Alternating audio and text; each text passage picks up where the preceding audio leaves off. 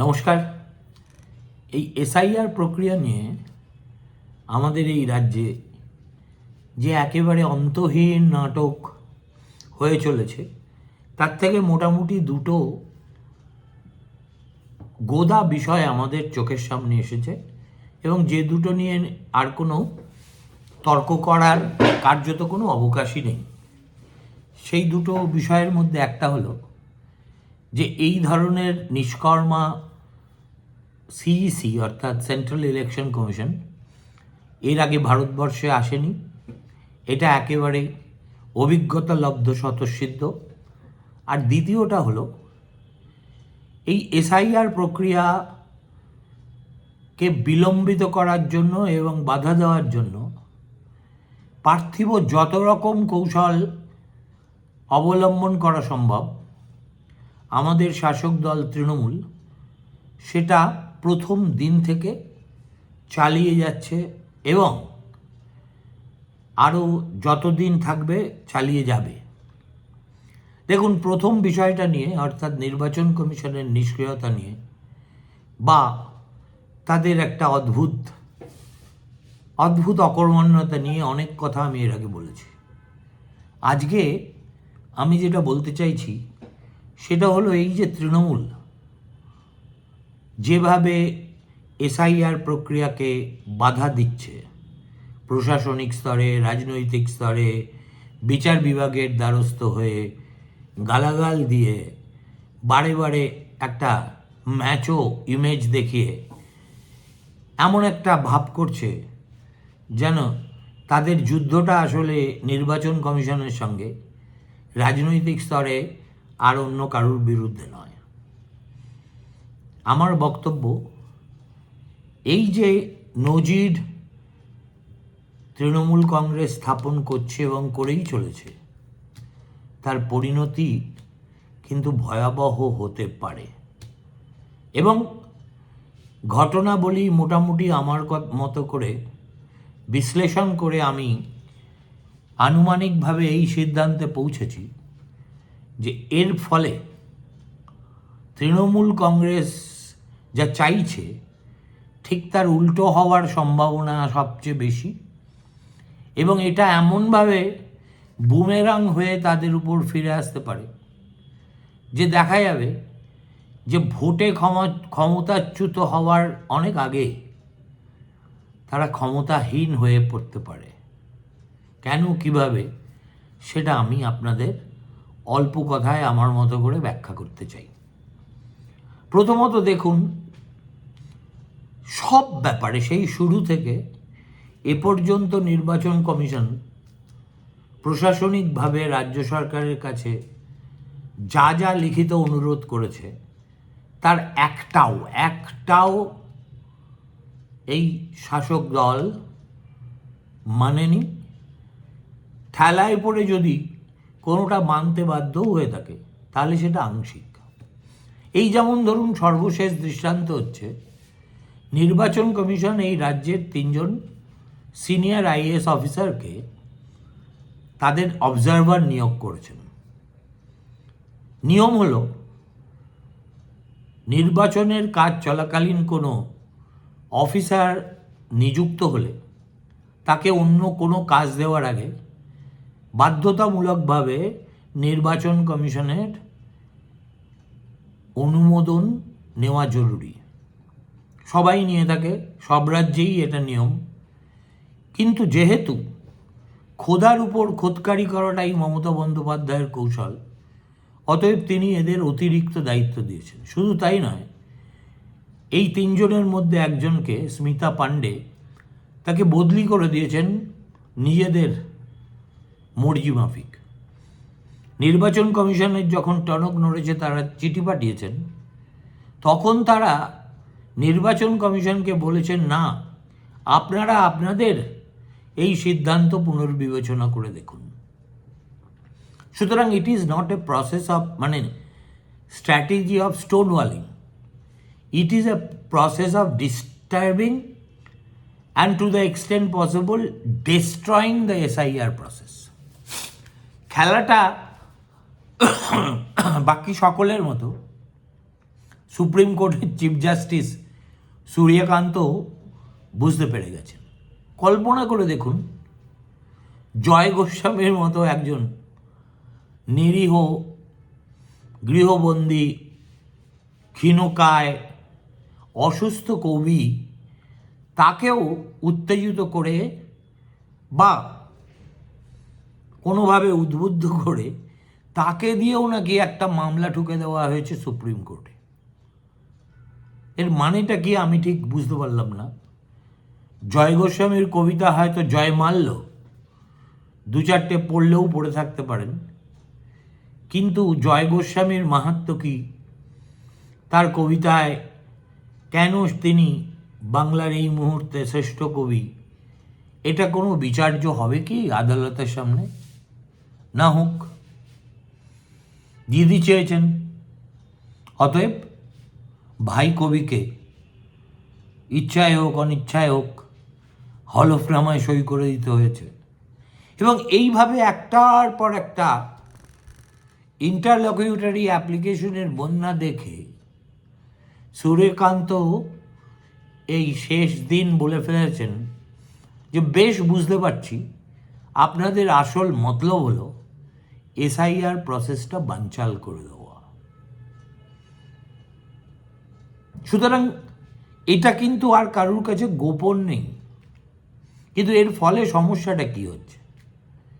সমস্যা যেটা হচ্ছে, তার যে ফল দাঁড়াবে সেটা এতটাই বিষাক্ত যে যখন সেটা হবে তখন ছেড়ে দেওয়া কেঁদেবাচি বলেও টিএমসির সামনে কোনো রাস্তা থাকবে না। সেটা কি? দেখুন, এই যে এসআইআর পর্বের তো 3টে ভাগে এটাকে বিভক্ত করা যায়। প্রথম পর্বে ওই এএসডিডি ক্যাটেগরিতে কারা আছে, অর্থাৎ মৃত, স্থানান্তরিত, ডুপ্লিকেট ইত্যাদি, এদের তালিকা তৈরি হলো। কাজটা বিএলওরা করলেন, সমস্ত দলের বিএলএরা তাদের সঙ্গী থাকলেন। 58 লক্ষ মানুষের নাম বাদ পড়ে গেল ভোটার তালিকা থেকে। দ্বিতীয় পর্যায়ে এলো ম্যাপিংয়ের প্রশ্ন, অর্থাৎ 2002-এ আমি বা আমার বাবা মা কারুর নাম আমি যদি দেখাতে না পারি, তাহলে আমাকে শুনানিতে ডাকা হবে, এবং হলো। এর সংখ্যাটা হচ্ছে 31 লাখ। আর তারপরে শুরু হয়েছে এই লজিক্যাল ডিসক্রিপেন্সি নামক একটা দুর্বোধ্য প্রক্রিয়া, যার একটা বড় অংশ নির্বাচন কমিশন ইচ্ছে করলেই অ্যাভয়েড করতে পারত, কিন্তু করেনি। অর্থাৎ যেখানে এই নামের বানানের মিসম্যাচ আছে, বাবা মুখোপাধ্যায় লেখেন, ছেলে মুখার্জি লেখে, এর জন্যও লোককে ডেকে আনা, এটা এমিনেন্টলি অ্যাভয়েডেবল ছিল, কিন্তু করেনি। তাহলে গল্পটা কি দাঁড়াচ্ছে জানেন? 1,36,00,000 প্লাস 31। আচ্ছা, গড়ে যদি আমি ধরে নিই 1.5 কোটি মানুষ, এই 1.5 কোটি মানুষের মধ্যে আমরা কেউ কিন্তু শুনানি বলতে যা বোঝায়, অর্থাৎ কোনো প্রশ্ন টশ্ন জেরা এইসবের মুখোমুখি হতে হয়নি। 31 লাখের মধ্যে যারা ছিলেন তাদেরকে প্রমাণপত্র দাখিল করতে হয়েছে জন্মের দিনের। আর এই যে যারা গেছেন তাদেরও কোনো না কোনো ডকুমেন্ট জমা দিতে হচ্ছে। এর বাইরে কিন্তু খুব একটা কাজ কিছু হচ্ছে না। এছাড়া যেটা আছে সেটা হচ্ছে ফর্ম 7 ফিল আপ করে যদি কোনো রাজনৈতিক দল বা ব্যক্তির ভোটার তালিকার কোনো ব্যক্তির সম্পর্কে বা একদল ব্যক্তির সম্পর্কে অভিযোগ থাকে, তাহলে সেই অভিযোগ ফর্ম 7-এর মারফত জমা করা। আমি ফর্ম 7 নিয়ে আপাতত মাথাই ঘামাচ্ছি না। 31 লাখ লোক আমরা যারা শুনানিতে গিয়েছি, বাপ ঠাকুরদার নাম ভোটার লিস্টে 2002-এ খুঁজে না পাওয়ার কারণে তারা কি করেছে?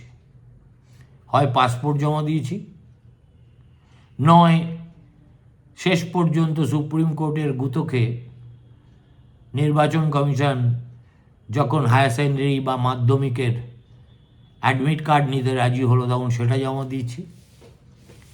সেটাও আসলে কাজটা হলো একটা ডকুমেন্ট দাখিল করা। এই যে যাদের লজিক্যাল ডিসক্রিপেন্সি বাবদ যেতে হচ্ছে তারাও একটা ডকুমেন্টই জমা করছে, তার বেশি কিছু নয়। এবার প্রশ্ন হলো এরপরে কী হবে? এই যে টিএমসি একটা শুনানি কেন্দ্র নাম করে যখন যেখানে যেভাবে পারছে গুন্ডামি করছে, অশান্তি করছে, ভাবছে এইভাবে বোধহয় তারা কিছুটা হলেও জমি বাঁচাতে পারবে। এটা যে কত বড় মূর্খের দল সেটা তারা বুঝতেই পারছে না। কেন বলছি? 31 লক্ষ প্লাস 1,36,00,000 কত হয় হিসেবটা করুন। আমি একদম একটা রাউন্ড ফিগার ধরছি, 1.5 কোটি মানুষ, 1.5 কোটি ডকুমেন্ট।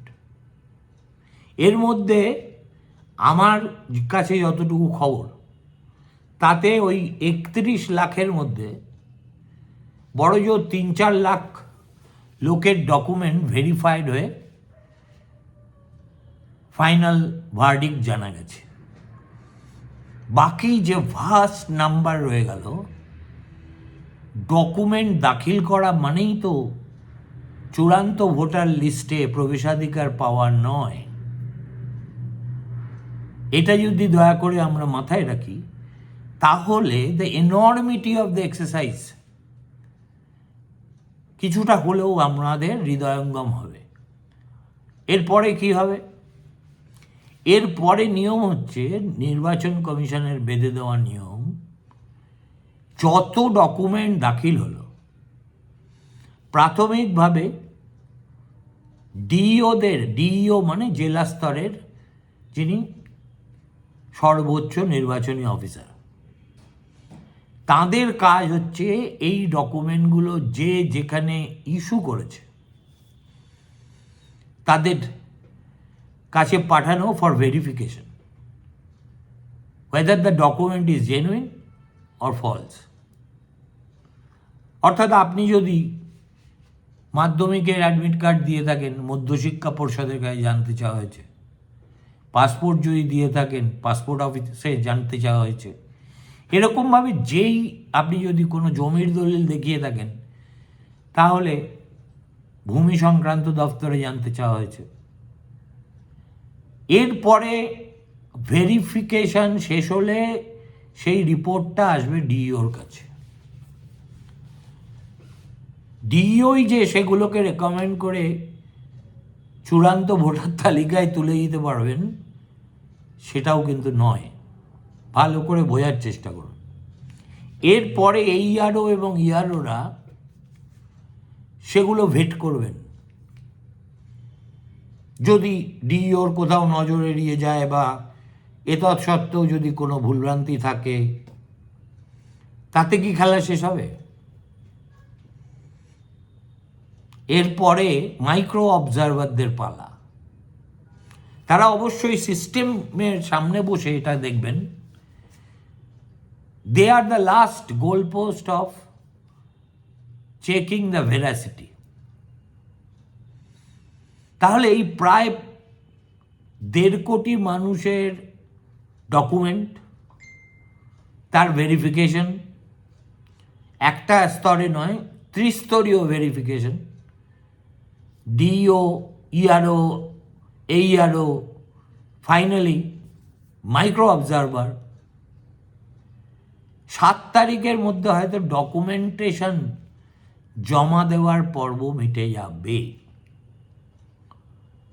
টিএমসি যতই হল্লা করুক, যতই বাদরামি করুক, ডকুমেন্ট জমা দিতে তো খুব একটা অসুবিধা হওয়ার কথা না। এবং লোকে ঠেলায় পড়ে আসছে, অন্যায়ভাবে অনেক লোককে ডাকা হয়েছে, কিন্তু তারা জমা করে দিয়ে চলে যাচ্ছে।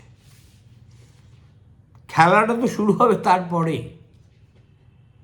অরিজিনালি শিডিউল ছিল 7 তারিখে এই পর্ব মিটে গেলে 14ই ফেব্রুয়ারি চূড়ান্ত ভোটার তালিকা ঘোষিত হবে এবং সেই অনুপাতে দিন গুণে নোটিফিকেশন হবে, তারপরে ভোট হবে। 1 দফায় হবে না 2 দফায় হবে না অতীতের মতো 7-8 দফায় হবে, এগুলো সব ভবিষ্যতের গর্ভে আছে। কিন্তু 7 তারিখ থেকে 14 তারিখের মধ্যে 1.5 কোটি মানুষের ডকুমেন্টের ভেরিফিকেশনের ত্রিস্তরীয় পর্ব চূড়ান্ত হওয়া সম্ভব? দেখুন, on the face of it impossible. এটা সম্ভব করতে গেলে যে পরিমাণ লোকের প্রয়োজন, যে পরিমাণ সদিচ্ছার প্রয়োজন, যে পরিমাণ কমপ্লায়েন্সের প্রয়োজন, তৃণমূল শাসিত পশ্চিমবঙ্গে সেটা তো কোনো দিন হবে না। অর্থাৎ পাসপোর্ট অফিস থেকে ভেরিফিকেশনের জবাব এসে যাবে।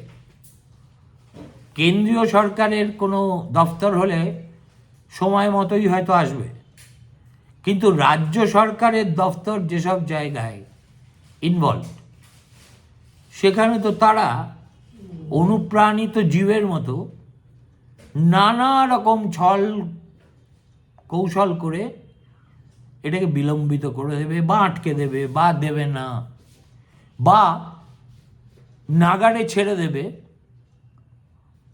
এই কথা ভেবে যে তারা ছেড়ে দিলেই সেটা গ্রাহ্য হয়ে যাবে। দেখুন, এই যে ডকুমেন্ট দাখিল করার খেলায় রাজ্য সরকার লক্ষ লক্ষ জালি সার্টিফিকেট ভোটারদের হাতে তুলে দিয়েছে। সেটা জন্ম সার্টিফিকেট হতে পারে, ডোমিসাইল হতে পারে, পার্মানেন্ট রেসিডেন্সিপ হতে পারে, এবং যেহেতু এগুলো প্রত্যেকটা সাসপেক্ট, নির্বাচন কমিশনের ত্রিস্তরীয় ভেরিফিকেশন প্রসেসে এই সার্টিফিকেটগুলো সবচাইতে বেশি সময় নিয়ে ধরে ভেরিফাইড হবে। তার ফলে আমার একটা ইন্টেলিজেন্ট গেস, 14ই ফেব্রুয়ারি তো দূরস্থান, কবে যে ফাইনাল ভোটার লিস্ট বেরোবে তা হয়তো ঈশ্বর জানেন। আমার মতো অর্ডিনারি মর্টাল আমার পক্ষে জানা সম্ভবই নয়। কিন্তু কিঞ্চিৎ কাণ্ডজ্ঞান এবং সাধারণ জ্ঞান ব্যবহার করে আমার মনে হচ্ছে গোটা প্রসেসটা বিলম্বিত হতে হতে এমন একটা জায়গায় না পৌঁছে যায় যখন মে মাসের 12 তারিখের মধ্যে নতুন বিধানসভা গঠন করাটাই অসম্ভব হয়ে ওঠে। আর তেমন একটা পরিস্থিতি তৈরি হওয়া মানে ভোটে লড়ে হারার আগে নবান্ন থেকে সম্রাজ্ঞীর বিদায়, আর লোকভবনের হাতে প্রশাসনের দায়িত্ব। আমার এই তথ্যভিত্তিক বিশ্লেষণ খুব ভুল না হলে সেই দিকেই কিন্তু পশ্চিমবঙ্গ নিঃশব্দে বাট ইনএক্সারেবলি এগোচ্ছে। আর এর মাঝখানে পিসি ভাইপো, তাদের সাঙাতরা, আইপ্যাক, এরা সবাই ধরে নিচ্ছে যে এটা তো আমাদের রাজ্য, আমাদের নিয়মেই সব কিছু চলবে, আওয়ার ওয়ে আর হাইওয়ে। ঠেলা বোঝার সময় খুব অদূরে নয়।